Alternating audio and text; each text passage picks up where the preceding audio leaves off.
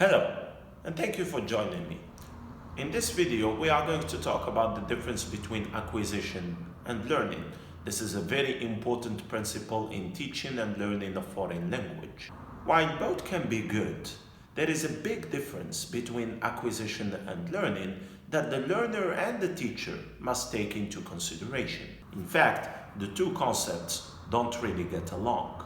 In one corner, we have learning, which is the ability to comprehend and recall information as it is given to you. Much like what occurs in most classes, you read from a book, you have discussions, you try to show your understanding of the concepts that have been given to you through, of course, some kind of testing.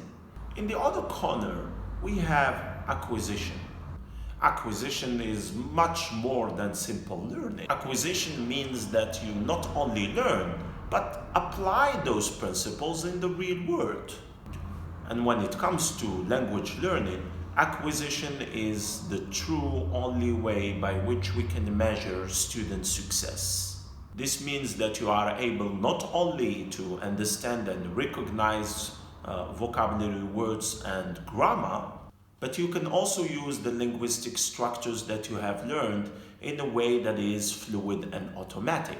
In some sense, the idea behind acquisition is that once you leave the comfy confines of the classroom, you can actually use the language that you were given to write, speak, listen, and read in the real world and in real contexts.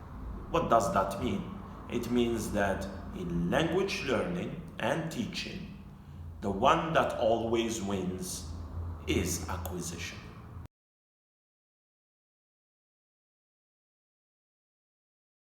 Well, some might say that acquisition is only possible when you are a child acquiring your first language, your native language. Others would say that acquisition is only possible in an environment where the target language or the native language is spoken and used. That is basically in a second language environment and not possible in a foreign language environment like in Algeria, for example. So it is important to explain what I mean by acquisition here. What I mean by acquisition and by acquired language in this video is language that you can actually use. We are going to talk about acquired language by focusing on two modes of learning. Douglas Brown introduces the idea of two modes of learning by focusing on the metaphor of the camera.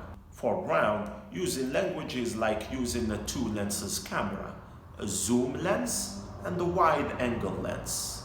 When you are learning a language through a zoom lens, you are focusing on a very small and specific linguistic form, like a vocabulary word, a past tense, or a small pronunciation rule.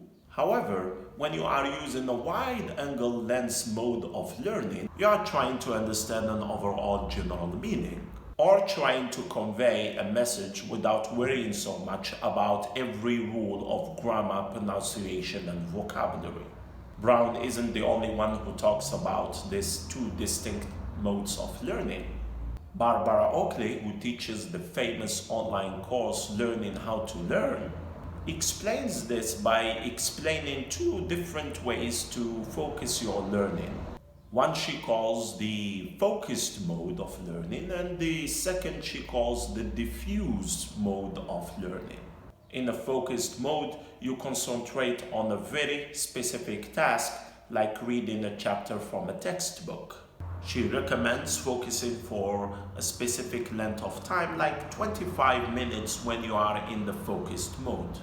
A diffuse mode, however, is a time when you let your brain and mind wander and make connections that you wouldn't normally make when you are in the focused mode.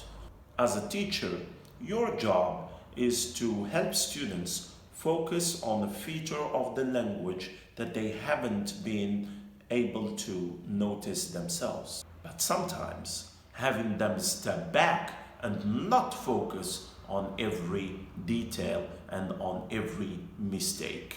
By stepping back, you will help your learners gain understanding of overall structure and gain fluency through use rather than through focus.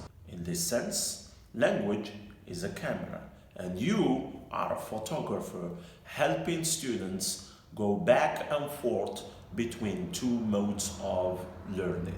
In the next video, inshallah, we are going to talk about modes of interaction that are going to consolidate the two modes of learning. Thank you very much for watching, and see you next time, inshallah.